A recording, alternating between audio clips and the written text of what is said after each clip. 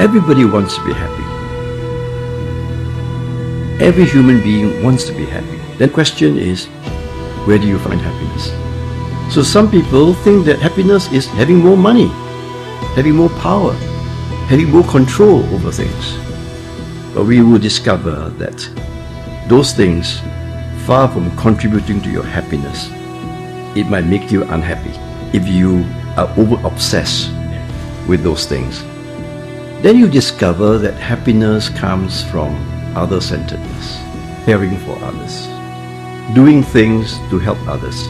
I derive considerable happiness from my job at GIC because I realized that I am contributing to the welfare of Singaporeans. So whatever you do, you should see yourself, how can I contribute to the happiness of another person? So there's a saying that happiness cannot be pursued, it must ensue. Acts of kindness or acts of generosity, it expands your being. Once you expand your being, you feel good, happy.